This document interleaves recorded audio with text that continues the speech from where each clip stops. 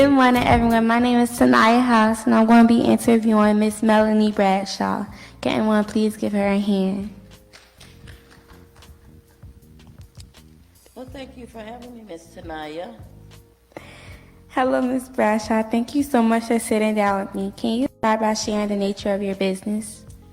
The nature of my business is accounting with an emphasis on tax preparation. The name of my business is SLB and Associates,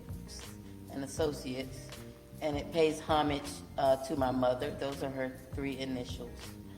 So, Has there ever been a time when you wanted to give up your career?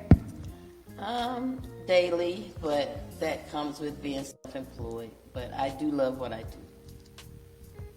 What keeps you going? The fact that I'm providing a service that is needed, and also that I'm creating a legacy for my kids. How has your career choice made an impact? I think my career choice has made an impact on me personally. It's given me some accomplishments, some things that I probably would not have accomplished if I had not had the business.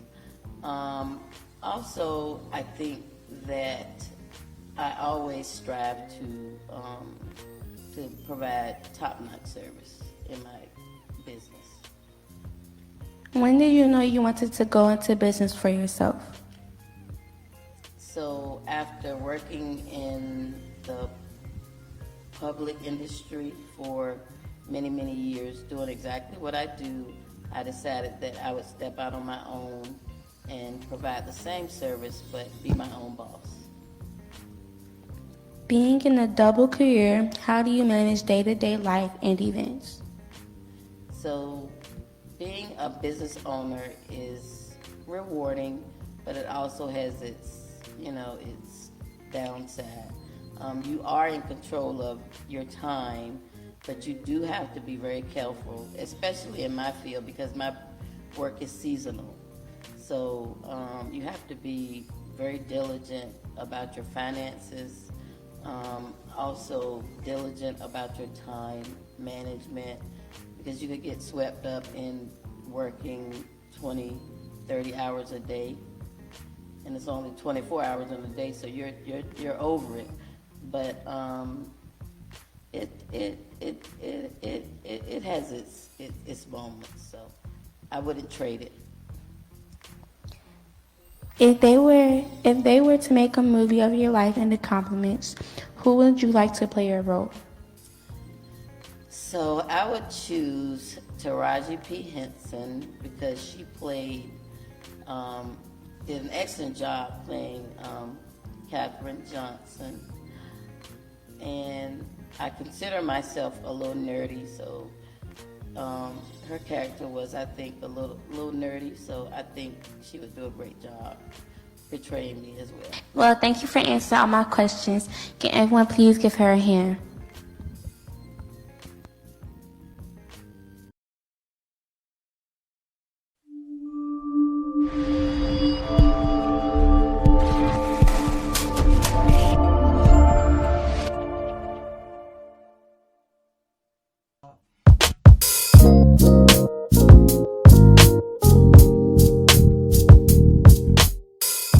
Hi everyone, my name is Layla Jennings, and today I'll be interviewing Miss Monica Vaughn. Hello, Miss Vaughn. Thank you so much for sitting down with me. Can you start by sharing the nature of your business? Absolutely. Hello, Leila, and thank Hello. you so much You're for welcome. interviewing me. I have the pleasure, everyone, of sitting down with my former student, Leila. So I have a business, of course. So first, I have been teaching for over 20 years, and I love what I do. Of course, right now I teach at Suffolk Public Schools, but my business is Triumphant Scholars Academy. Triumphant Scholars Academy is a education consultation business where we offer tutoring services for students ages K through 12. So that's kindergarten through 12th grade. We provide phenomenal services. We also service students that are in college, so we just don't leave them in high school. We also follow them through college, all the way up through their doctoral program. How long have you been teaching and tutoring?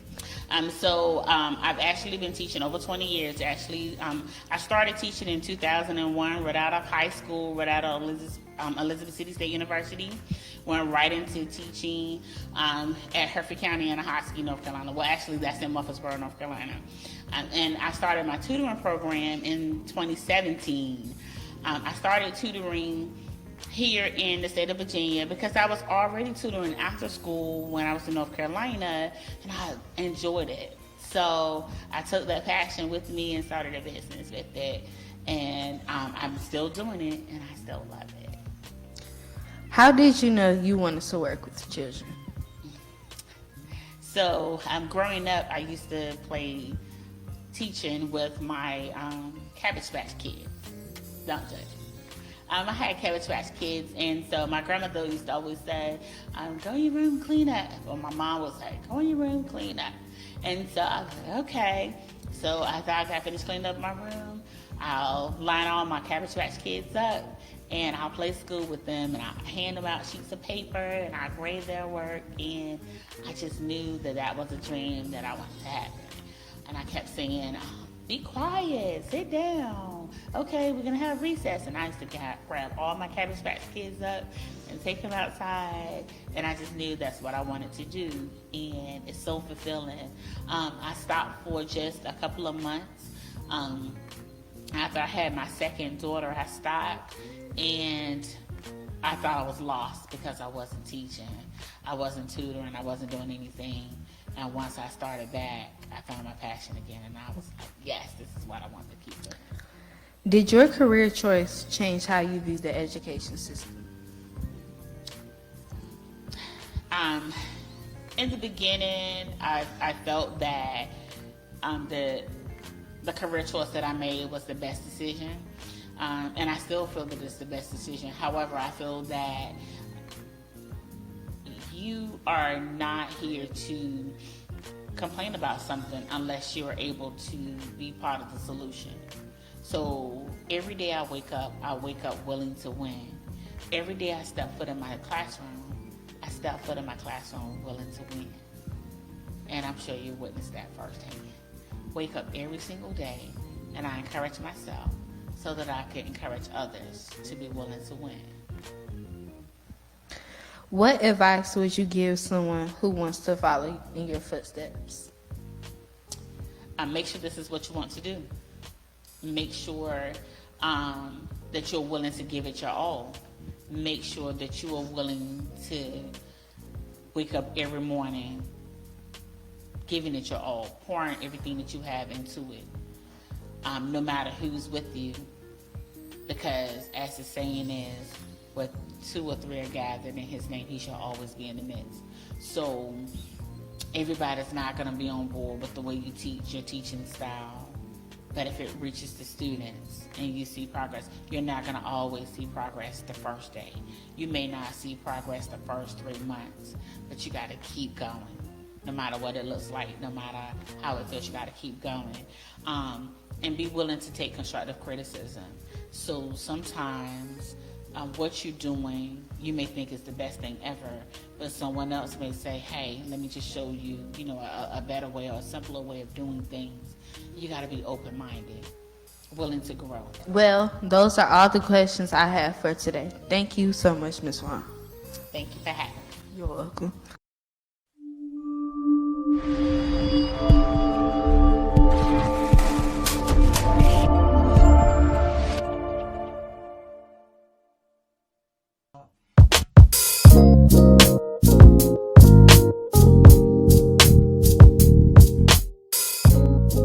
Hello everybody, thank you for coming. My name is Haley Jennings and now I am interviewing Mrs. Alicia Ross. Please give her a hand.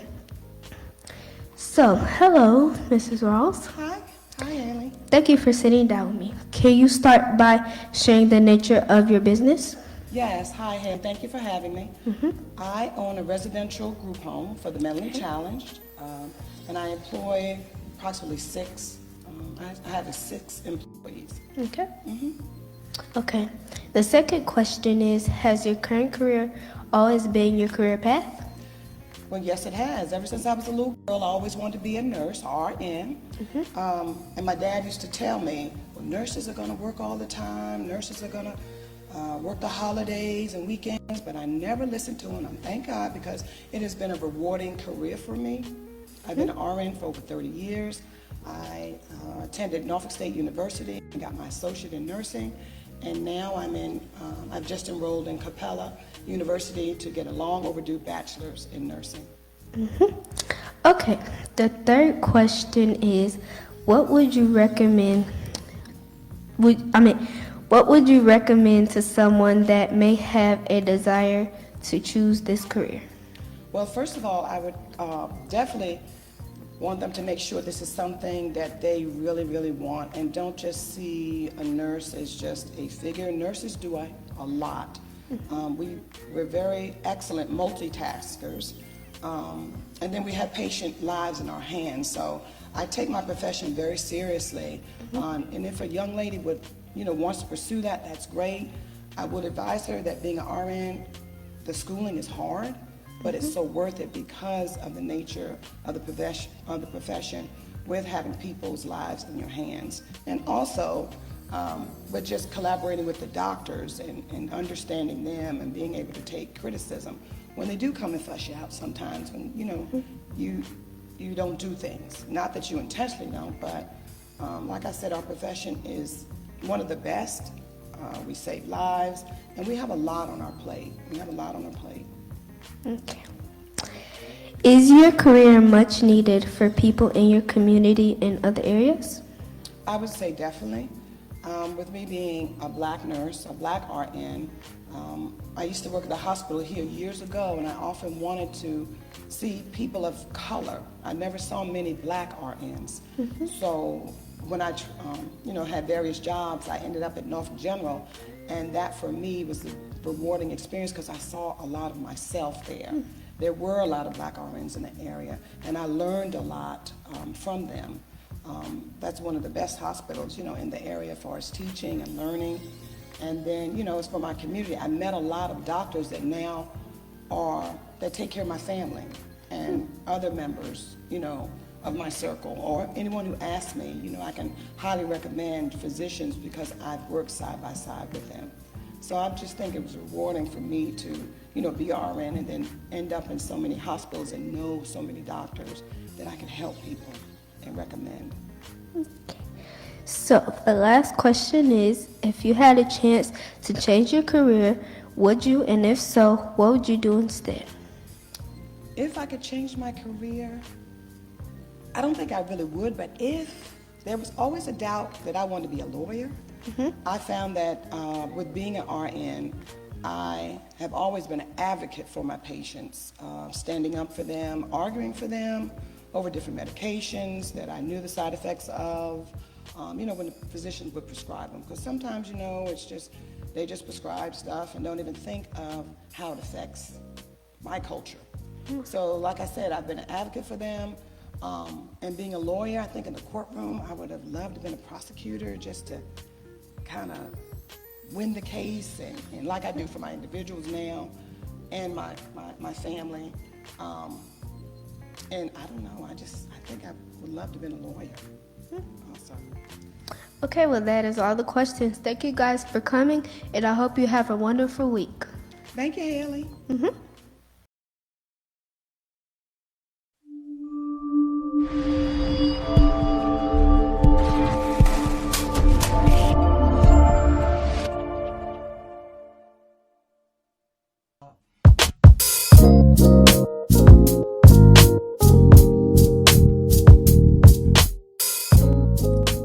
Good morning, everybody. My name is Tanaya House, and I'm going to be interviewing my mom, Alicia House. Can you please give her a hand? Good morning. Hello, Mrs. House. Thank you so much for sitting down with me. Can you start by sharing the nature of your business? Sure. The name of my business is Elegant Expressions Event Decor and Rental. We were established in 2014, later opening the business to our first location in 2019 here in the city of Franklin. We offer full service event decor and rental, from equipment rentals to the full service design. What steps did you have to take to become an entrepreneur? The steps I actually had to take to become an entrepreneur, I would say, would have been, I did a lot of practicing, strategizing, also took a lot of risk in investing, not sure if it was going to be a turnover, but I had to trust in my vision that it was going to be done. How have you been able to make an impact on your surrounding community through your career as an entrepreneur? I believe I was able to make an impact on my community here by providing service for the event decor, rental, and design, because we didn't have any locations here in the surrounding Franklin, Southampton County area. The nearest location to us was anywhere from 45 minutes to an hour. With years of working in the event design, I soon realized the lack of service that we have for events here in Franklin. So I wanted to be able to offer our community that service here, where they wouldn't have to go so far as getting the things that they needed. Easy planning. Does your business service a particular gender or age? I would like to say our business offers services for all gender and ages. If you had a chance to change your career, would you? And if so, what would you do instead? I actually enjoy what I do, so I wouldn't say that I would change it. I would like to expand it by offering additional services, but I actually love what I do. I would say it's my happy place. What advice can you offer to someone who wants to start their own business? My advice to someone that would like to start their own business would be to actually trust the vision that God has given, and actually start planning and investing in it. You'll never know unless you try. And last but not least, if you don't mind me asking, what made you start your business? How did it come and grow on you? I actually was at a low place in my life, and a lot of times that's where God speaks to us and reveals to us a lot of those things that he can't when we're in full speed of just life, day-to-day life. So at that time, he actually showed me what the gift was that he actually had for me. So I was able to execute it. Thank you for sitting with me and answering all my questions. We're hoping for great things to come. Thank you.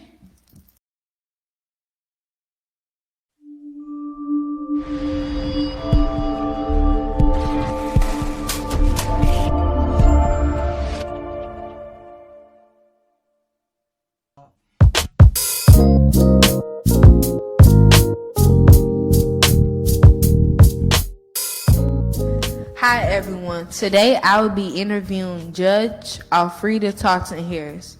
Let's give her a hand, everyone. Hello, Judge Harris. Thank you so much for sitting down with me. Can you start by sharing the nature of your business? I'm a retired juvenile and domestic relations district court judge for the 5th Judicial District. You were once a lawyer. At what point in your career as a lawyer did you desire to become a judge? I have been a lawyer for about 15 years. I had a private practice. Before having a private practice, I was a prosecutor in the city of Suffolk. I entered the race to be a judge because for the 5th Judicial District, and that means Franklin, Suffolk, Isle of Wight, and Southampton, did not have any representation on the bench, black or female. And so, because in Virginia, judges are appointed by the General Assembly, if the Democrats control the General Assembly, then they should be responsive to a community that has a good voting record. And so I submitted myself to be considered because it was a Democratic-controlled General Assembly, and we needed some representation on the bench. All right. What is the major difference between being a lawyer and a judge? So when you're a lawyer, you're representing one side. You represent the side either because you, as a prosecutor, you're representing the state and the government, bringing the charges against someone who's done something wrong. If you're on the side of the defense, you're defending someone who's accused of doing something wrong. You may be, if you are in a divorce, again, you're representing only one interest. But when you are a judge, you're a decision maker. You evaluate both sides. You're not on one side or the other, and then you come down and make a decision. So obviously it's easier to make a decision than it is to just advocate for one side versus the other. How much more education was required to become a judge? There was no additional education required. To be a lawyer, you have to go to college, or you can read the law in Virginia, but it requires a college degree. You go to law school, and then after law school, you have to pass the bar. So passing the bar is the way you get your license to practice law. Once you get your license to practice law, you can be a lawyer, but then to be selected as a judge does not require any additional training because you've already had the basic understanding of most of the law areas that you'll have to decide over. So it's not additional, it's just the demeanor issues, but it's not additional schooling or training that's required to be a judge. Did the impact of your career in the judicial system help the city you live in? I should hope so. So the 5th Judicial District is 4 separate and distinct kinds of communities. You know, the city of Suffolk is rather big versus much bigger than the city of Franklin. And then there's Isle of Wight County. That's very different from Southampton County. And I highlight those kinds of areas because each of those communities have different needs. And so if the question is, did I help the city of Franklin, or specifically the people here, I would hope that to be sensitive because I know the people here and what the issues might be. But when you go to a bigger city like Suffolk, how you help people, again, may depend upon what the particular needs are for that community.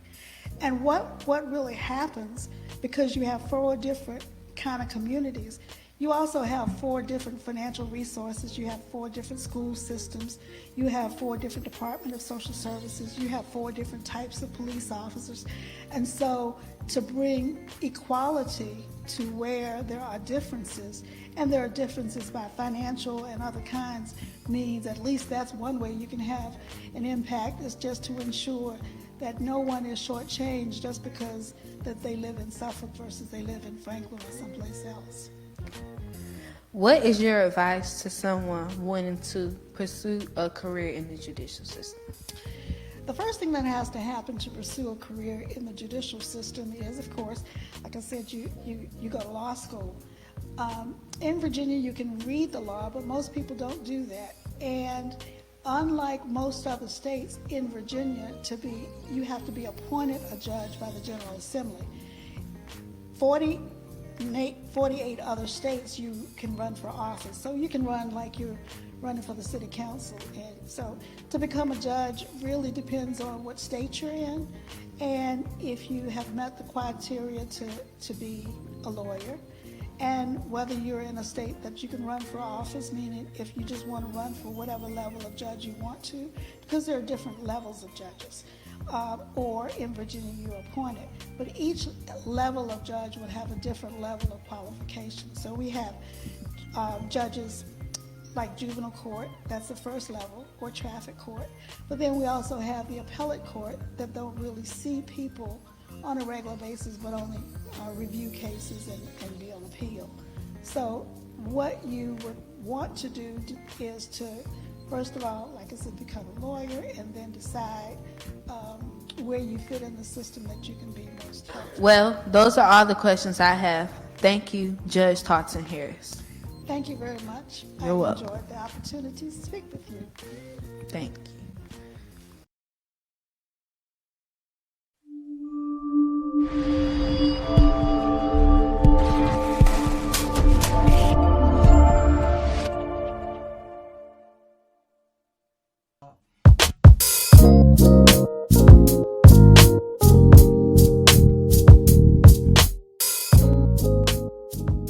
Hello, everybody. Thank you so much for coming. My name is Haley Jennings, and I'm going to be interviewing Miss Lolita Nicholas. Please give her a hand.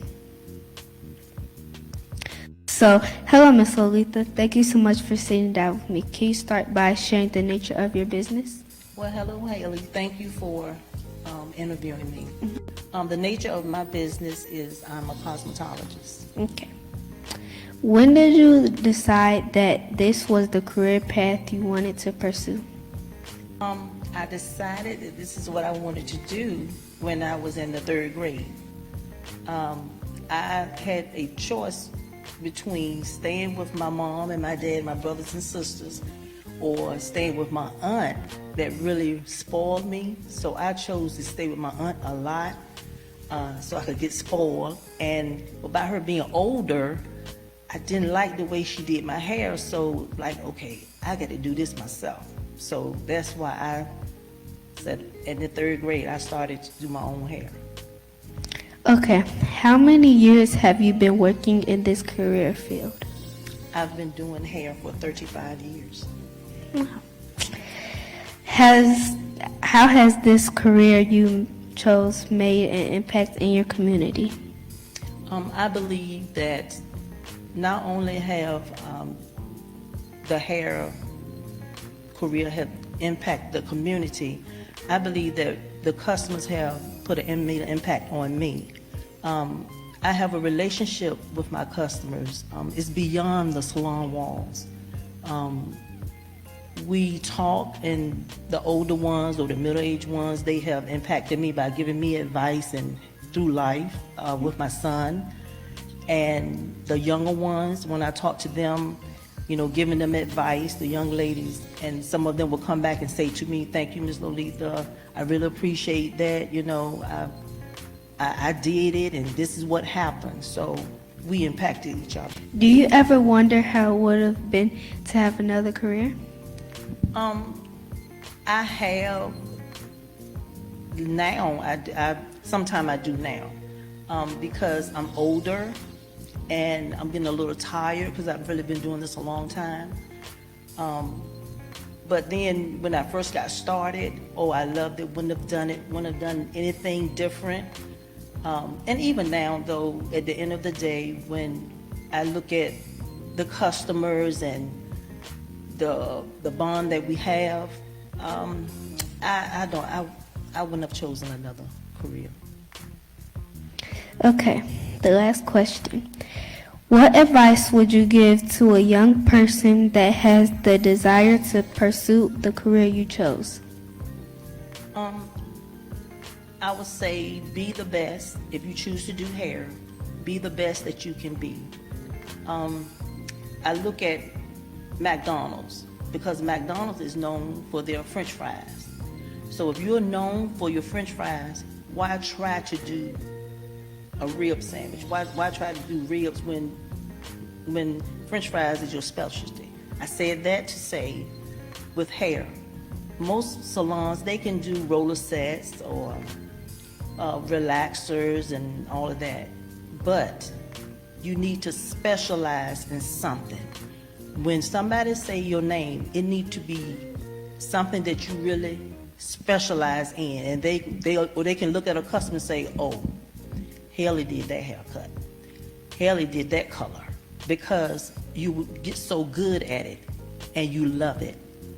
So always remember, whatever you or any other young person decide to do, be the best at it, because that is what's going to keep your clientele flowing. It's going to bring more people, and then that's how your name get out.